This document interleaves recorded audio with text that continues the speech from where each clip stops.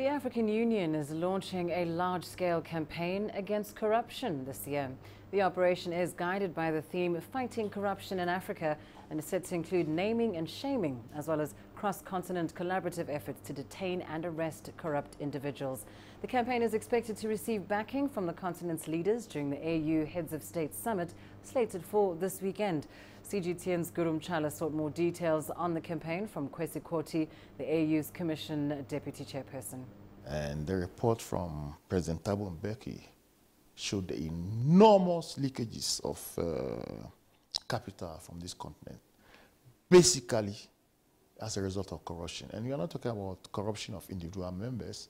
We are talking about corruption on a large scale, institutionalized, sometimes embedded in laws, and effected by otherwise very respectable corporations. You know, President Buhari is a champion, and he has been one African leader who has stood out in his fight against corruption from when he was a military leader to when he became a civilian leader, and he's as good a symbol as any that you find anywhere. So I understand, based on the African Union practice, after the decisions made out of this summit, all year 2018, there are going to be lots of things to be done in accordance with the idea of fighting corruption in Africa.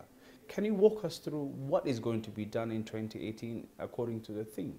The more effective way of combating corruption is by having laws, institutions, and courts and officials who pursue matters to their logical conclusion, and to bring the breath of fresh air and sunlight into all operations. So we're going to have increasing transparency, we're going to have increasing publicity, we're going to have a celebration of institutions and people who have done well, but have done that transparently in accordance with the rule of law. So how are member states going to come into the picture? After all, it's within the member states and other institutions as well that we are significantly seeing the trouble that comes out of corrupt activities and attitude.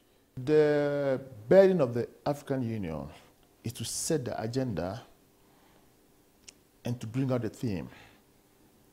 And if you do it clearly and convincingly enough, it percolates to its various subdivisions. And the effective work on that is going to be undertaken by the various states who are still sovereign entities.